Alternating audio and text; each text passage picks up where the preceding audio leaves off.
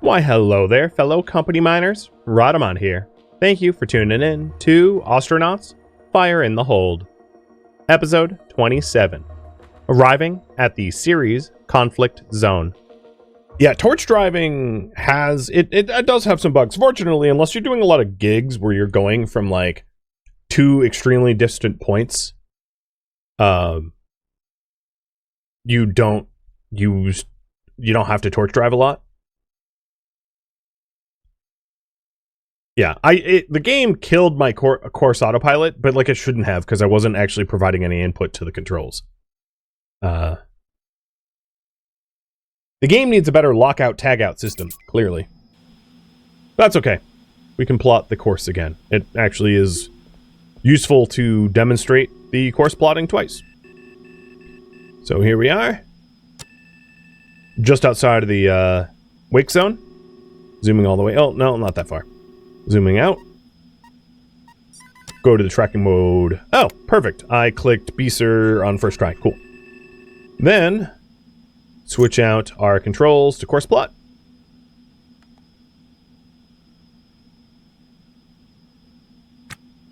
Oh, right. Edit. Override the speed.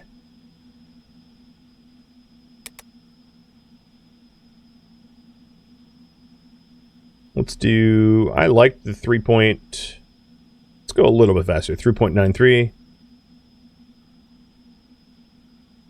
And I'm trying not to use up all my fuel so that I have, like, some manual course correction. Apparently we're getting there a little bit faster because I'm using more reactive. That's fine. So plot course and engage. Alright. And let's sleep before I can no longer move. Okay, it's too late.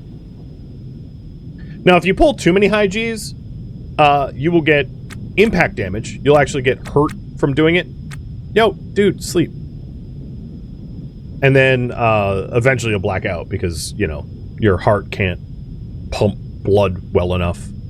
Oh, one thing I meant to do is to make sure that this EVA suit and spare helmet had the things that it needed, and I kind of didn't do that.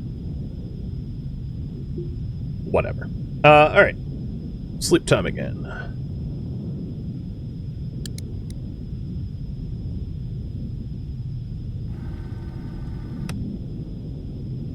Nothing bad happened. Nothing bad happened. Suit's out of power. Alright. Didn't lose a lot of time there.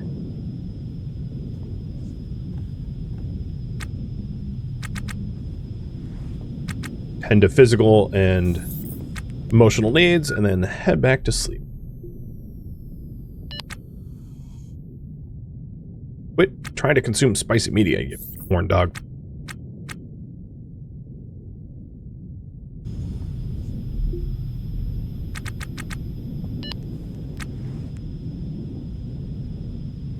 Yeah, sitting down, I like pushed a button to vibrate. Yeah, basically, I should only ever sit at like 1x. Yeah, agreed. Whatever. We're good now.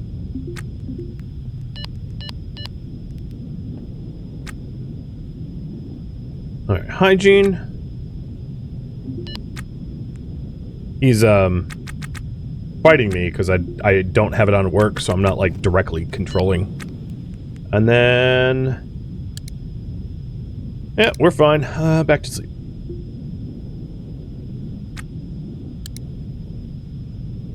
Nice. So now we're going from 4.2 AU to 3.8 AU. So if we take a look at the nav map,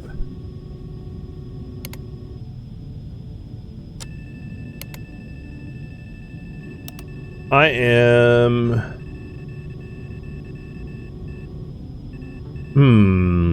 about the orbit of Mars now. I think this is the Martian orbit. You know, Mercury, Venus, Earth, Mars. So we're like within the inner solar system now.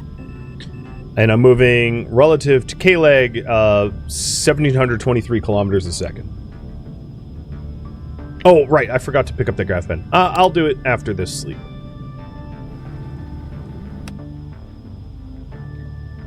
Because we are in the drift phase now, I think.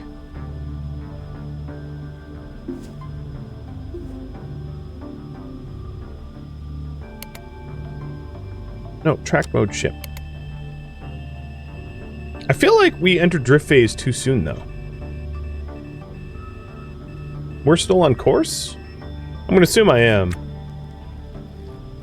But I'm a little worried about that. Alright, roster. Work. I don't want you autopiloting.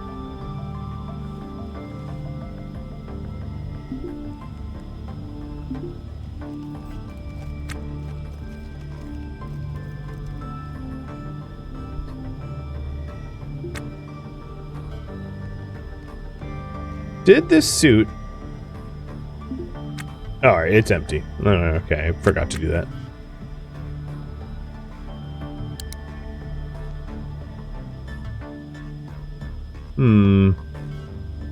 I'm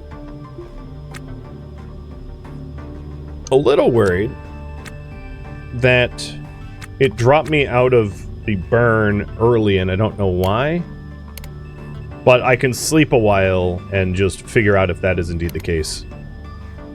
I know I'm hungry. The hunger meter doesn't really... Like, you don't starve to death very quickly, so eating every time you're hungry is truly unnecessary. I mean, I could do it, but it really isn't a big deal. Reactant is at 13, so I should be good. I think you're right. I think you're right. That's a really good way to measure that we've done half the burn.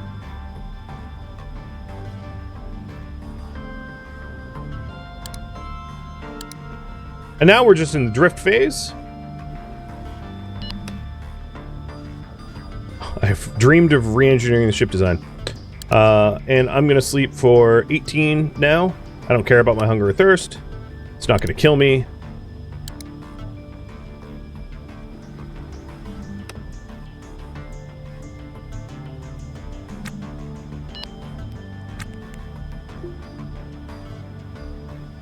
Get back on to work.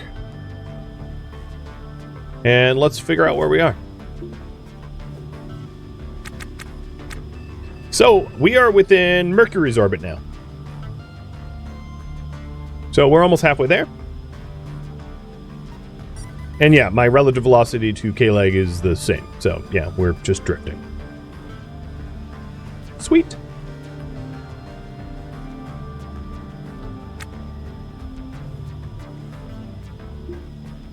Straight through the sun. Yep.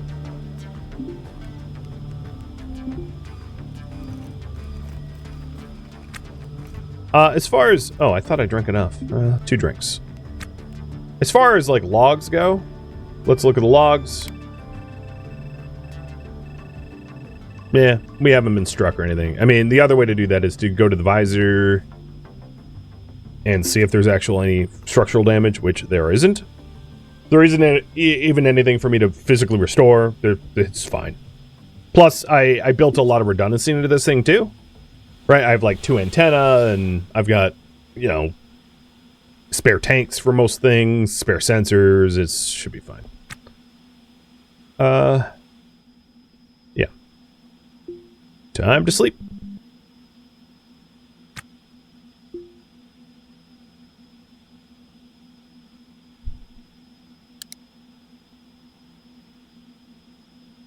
And we should be at about the halfway point.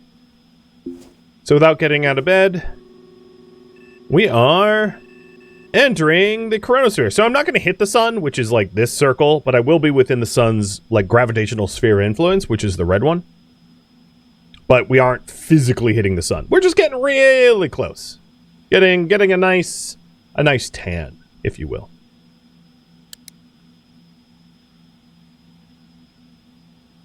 Let's try resting for 3 hours and see if we're like at the sun. Entering strong gravitational field. Yes, noted. Alright, open up the nav map. Here comes the sun.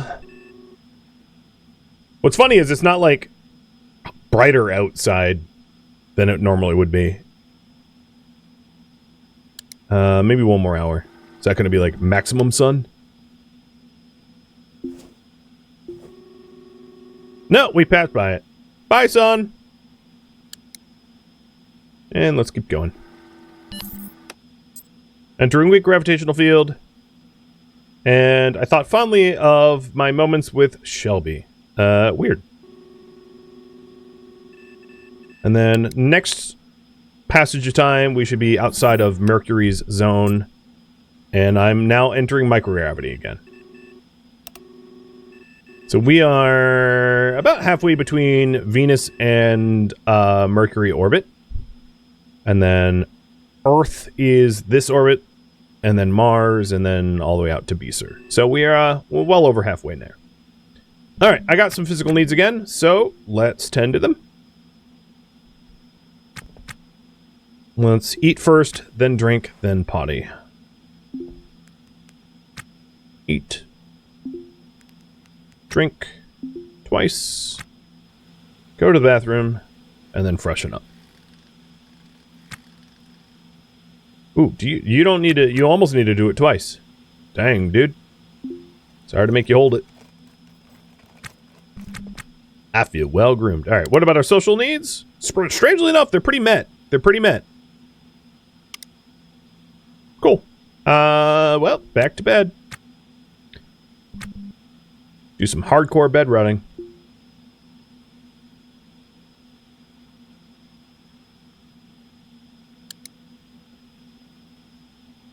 And that's weird. Why is the distance to target like 2 AU and then it like freezes at 1.8? Has me a little worried.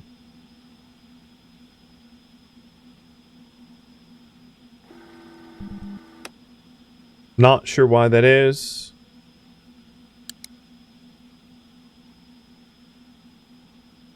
Drop a save? Sure. Transfer. It might be because it's like trying to calculate, but then my relative velocity to Beezer, the base I'm going to, is going to change, maybe? I'm not certain why.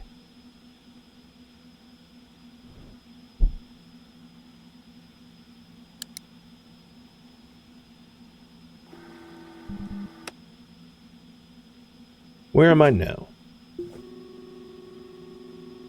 Almost to Earth. We're still like just drifting.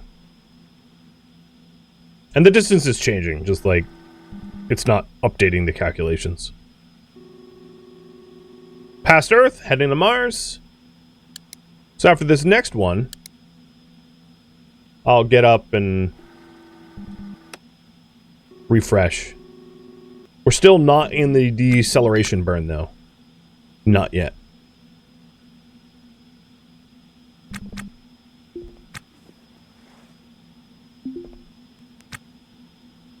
How much more water do I have in here? Alright, we're almost out, but that's fine, because I have, like, 2 more flasks and a whole sink full. I definitely stockpiled... Well, I should have freshened up after potty. I definitely stockpiled way more water than I, like, reasonably need. But you can actually make... I've made this entire trip without food before. Like, you don't need food in the 5-day trip. You'll just be hungry when you arrive. But, like, without water, yeah, it's a different matter.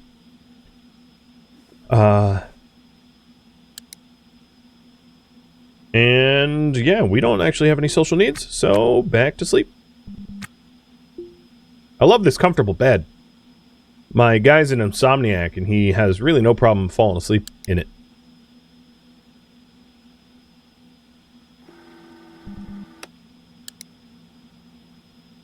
We're still not doing our decel burn? We will soon.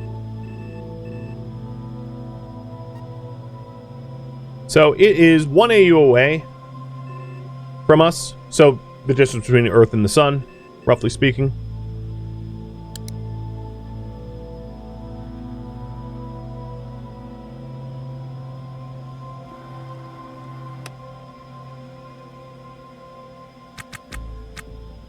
Seriously? No deceleration burn yet?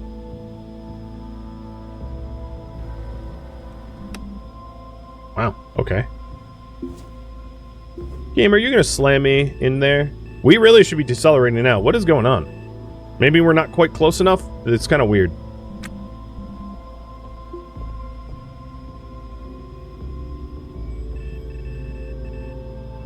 It's probably going to start kick off any minute now. It's going to be a lot easier to eat and drink while we're not under 4G strain, so let's do that now. Hey, Shona. Welcome.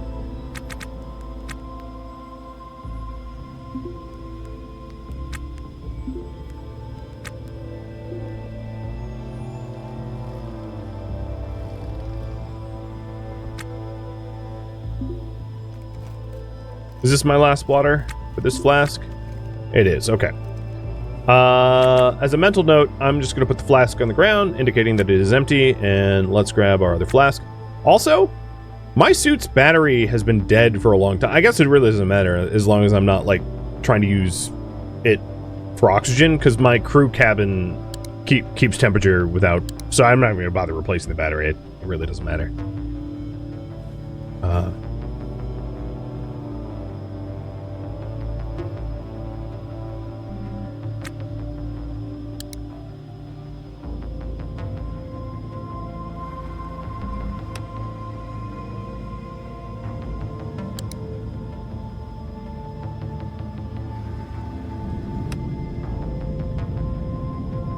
Alright, I hear the engines roaring on, so we've been under active deceleration. Cool.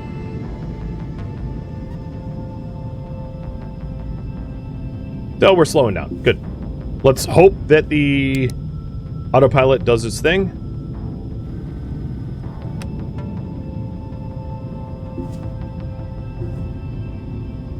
Yep. We're only moving, yeah, okay. We're decelerating, cool. Alright, before I rest next stage, let's do food and water again. Plus hygiene, because I am super stinky. Stinkier than I've ever been.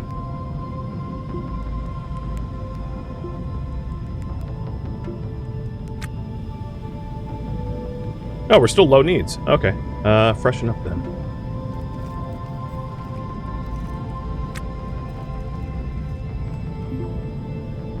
Now, you don't want to necessarily sleep, like, as you make your approach, because you might need to do some, like, emergency braking on your own. So you should not go arrival time past, because you could go splat.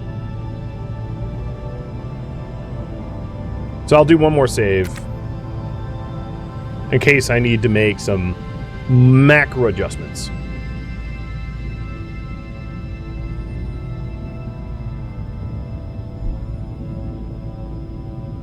Just in case. I think we should be alright, but just in case.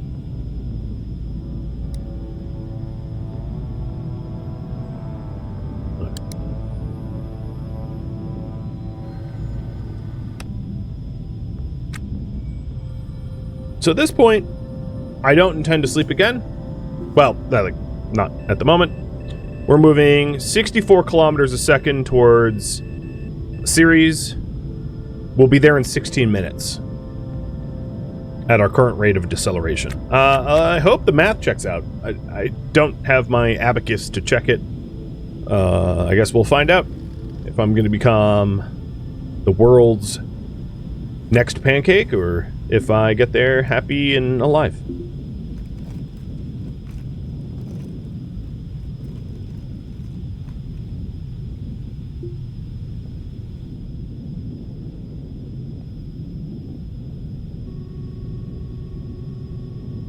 Zooming in. Oh, that's weird. Reset the time zone, please. Zoom out a little bit. Nope, 2 out. More in. More out. Oh, God. Okay.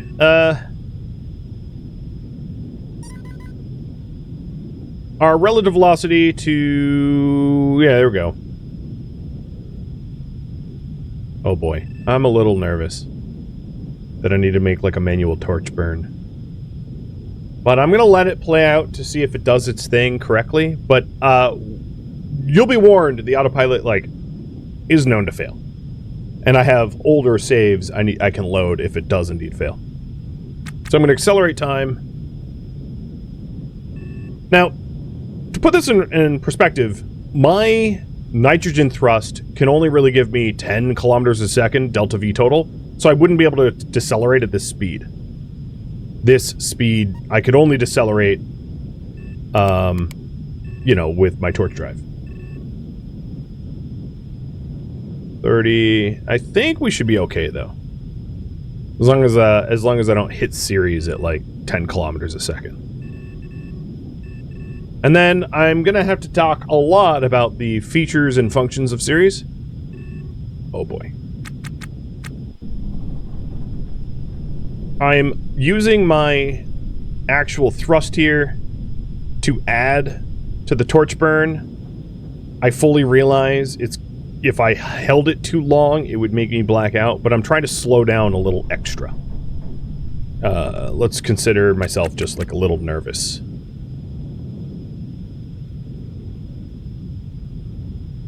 We're there in 4 minutes and I'm still moving at 15 kilometers a second. We also just had a near miss on whatever this ship is. Chilling here.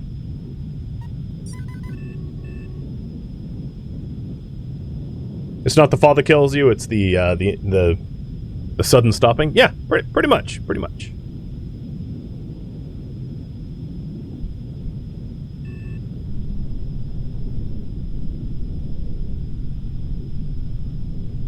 So it looks like I can tolerate 4.2 Gs, which I'm pulling now by using my my Halverson thrusters.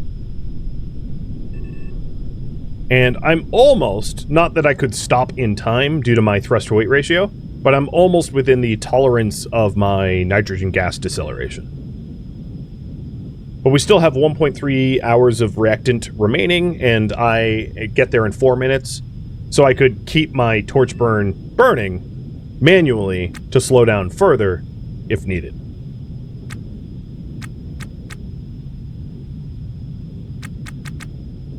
I'm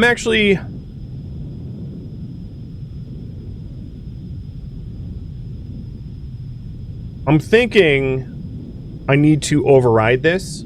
Here's my thinking. It's trying to put me to Ceres, but there's Ceres, the planet, or the dwarf planet, in the way. And I'm a little worried that it's not considering the dwarf planet's position as it's trying to park me.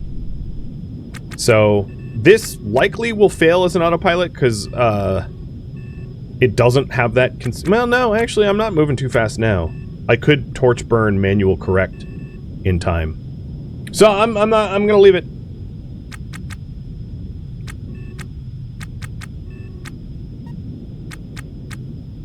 Yep, I'm not moving that fast now. In fact, where the heck am I going? Yo, stop.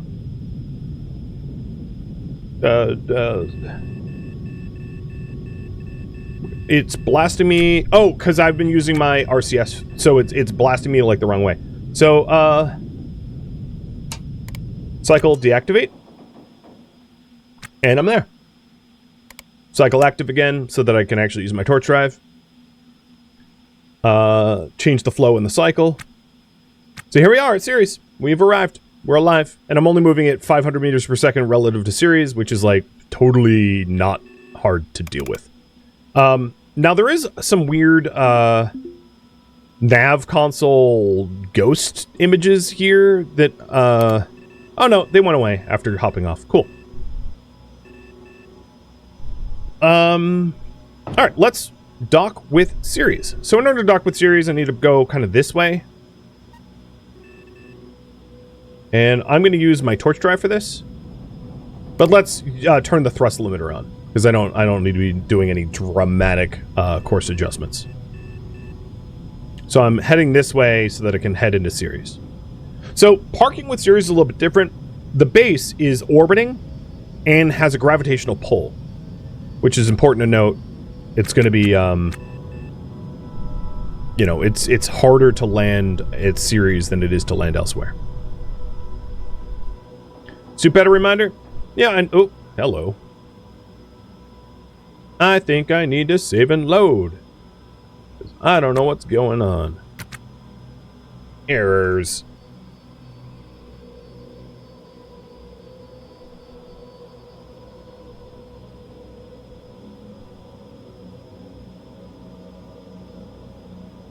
I remember the time where you couldn't even load without going to the menu first. I'm glad they fixed that.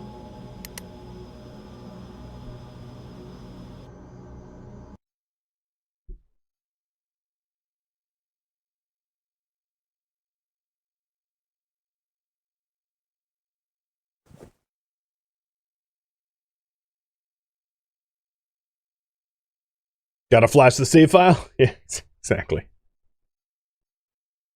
We hit the loading wall.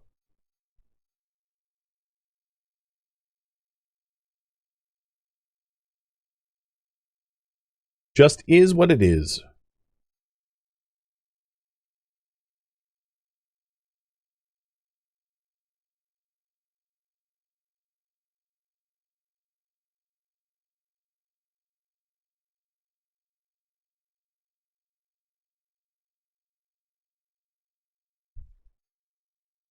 Loading. Please wait.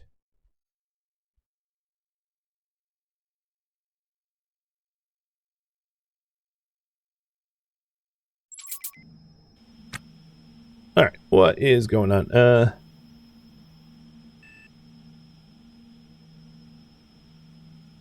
Yep, whenever... I think it orphaned a whole bunch of ships or something. I don't really know. But, alright, we are moving in position to be able to land.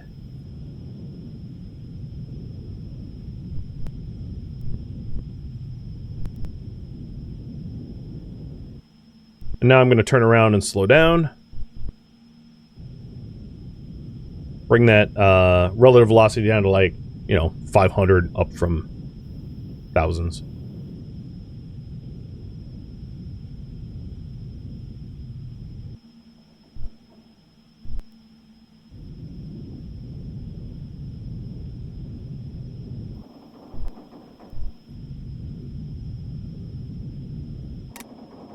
There we go. We're moving at a kilometer a second towards Beeser.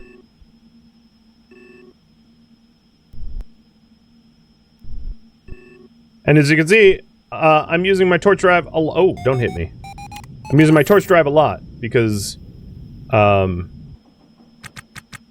the scale of this zone is a lot different than K-Leg. So the other station here is 26,000 kilometers away. To put that in perspective, if we zoom in on K-Leg,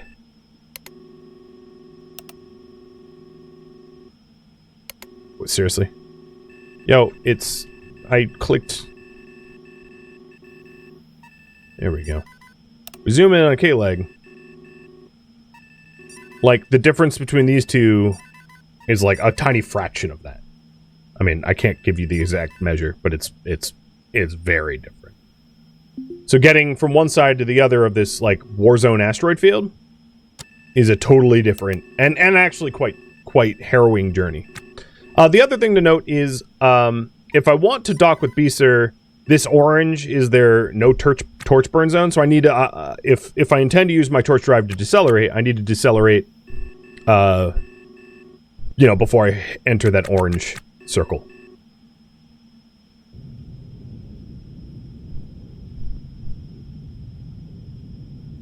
Yeah, it's more like 2,000-ish. Yeah, it's like a tenth of what it is. Alright.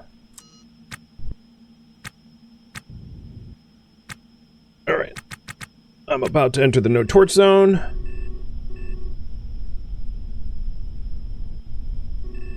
Oh, come on. RCS thrust. Stop messing with me. Let's kill some of the relative kill some of the cross velocity and course correct before I have to turn off my torch drive. And you need to get really comfortable with manual torch driving before you come here. Like, I've practiced, for lack of a better term. Okay. So now I'm on nitrogen gas only. And keep in mind, as I said before, the station, you're going to be under a gravitational pull, and the station is moving. So you're going to be pulled to center of gravity of Ceres, and also the station is going to be constantly shifting counterclockwise. So it's a moving target. So even if I perfectly lined up an approach now, killing all my cross velocity and correcting my bearings, it's going to move. It's going to keep moving. And those kind of course corrections won't really matter, as you see, until I get much, much, much closer, until I get within, like, the 5-kilometer boarding rate range. Right, so my bearing right now is constantly shifting because it's a moving target. So I was at 359.99, and now I'm at, now it's obviously changed. All right, let's slow down a little bit. Don't want to make... I want to make a splash while I'm here, but not kind of the impact splash. So you just have to keep realigning as you approach. So now we're 40 kilometers away and landing. All right, let's slow down to about 125 or so as we're getting closer.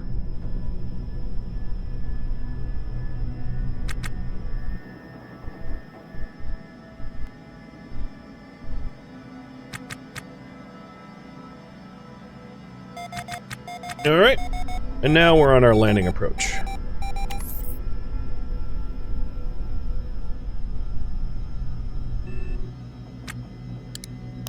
Now, some spoilers. Ceres is not a fully fleshed out system yet.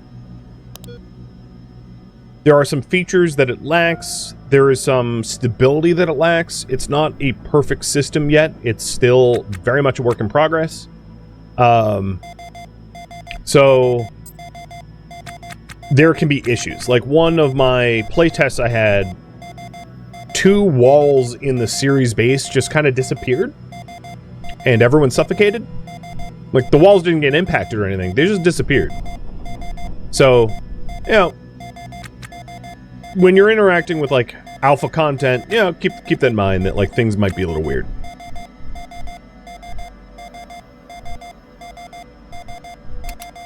All right, we're here at Beeser, Port Mojave.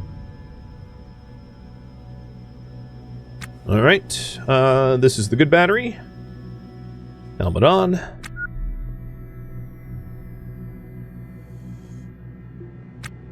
I did not have any micrometeorite strikes or anything like... I did that wrong. Any micrometeorite strikes or anything like that on my trip over. All right, spare battery. And here it is, in all of its glory. Time to make a splash. Calico City welcomes you, as long as you don't intend to linger. Ceres persists on a careful diet of mining, independence, and vigilante justice. The population here is ambitious, clamoring, and uneasy. Perhaps in time, visitors will be welcome to participate in more than simply port and trade activities. Okay, so there's ammo here.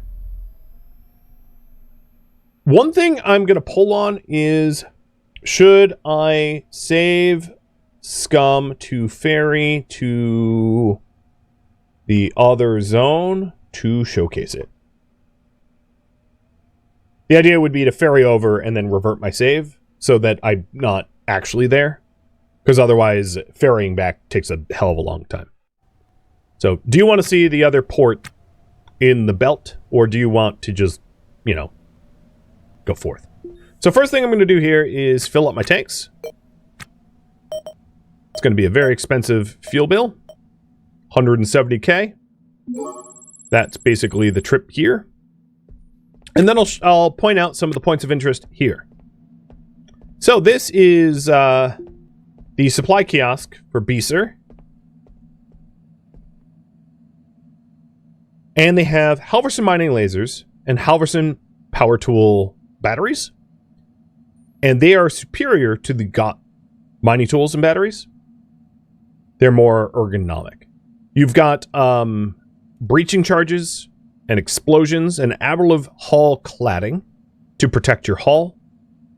That is some of the things sold here that you're not going to find elsewhere. And yes, I intend to buy it.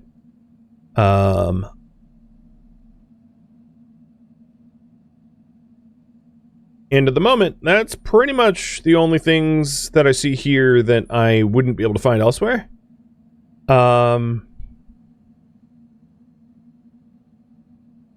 Okay, so that's to start, but there's more to showcase.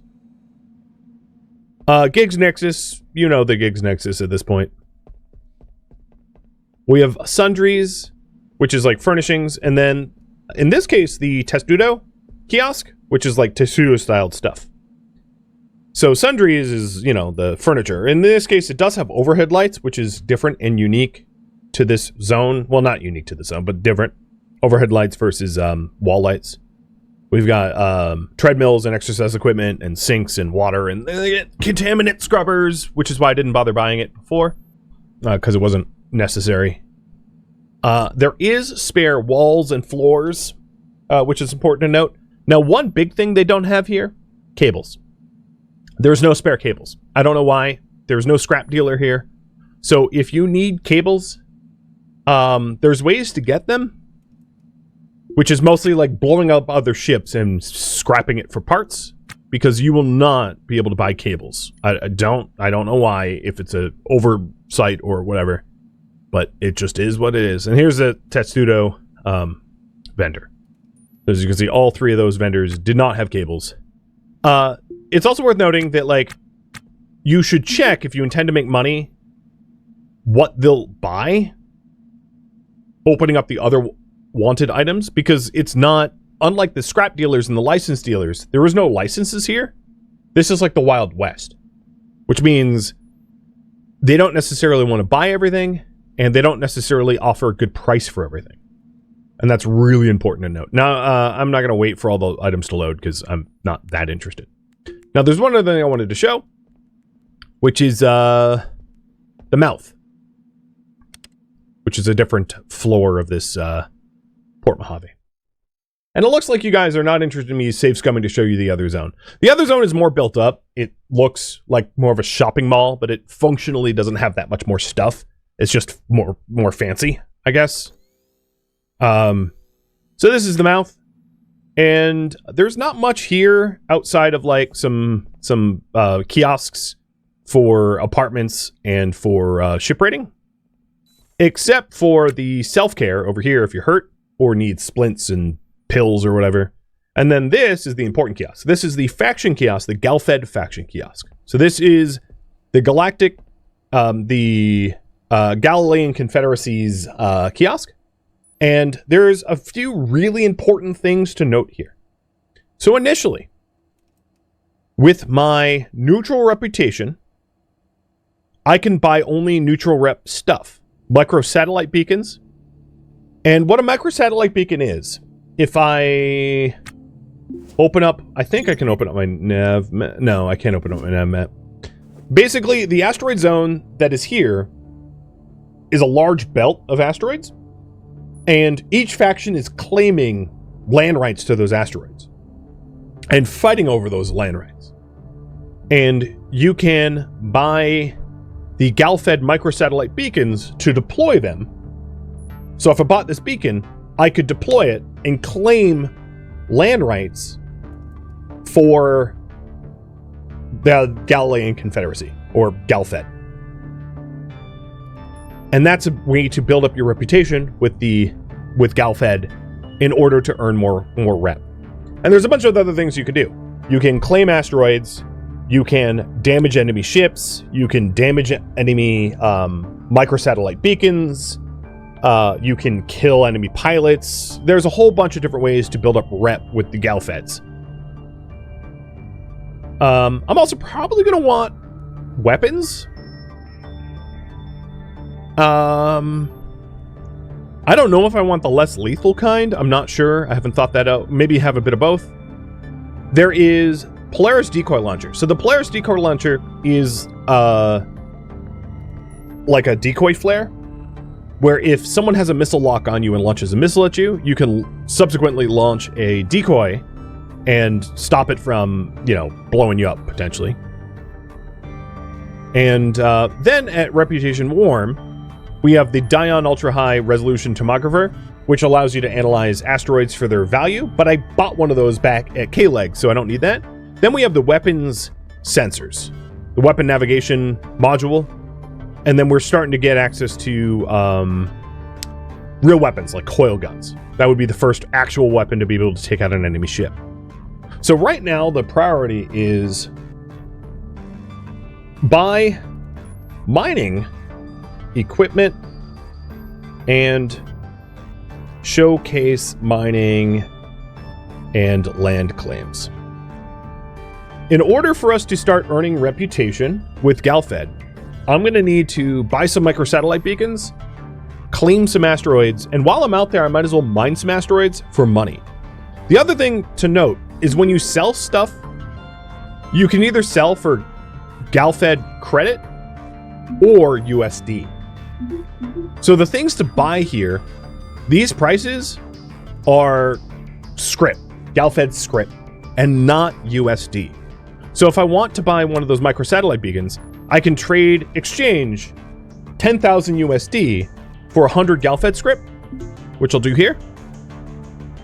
And if I open up my faction here, oh, it hasn't, did I not? Oh, there it goes. If I open up my faction here, you can now see I'm neutral with both Galfed and Ceres extract, but I have 100 script to Galfed.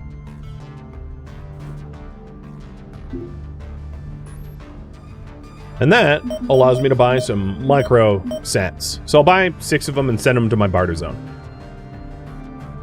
because I don't want to haul them. And they're very cheap.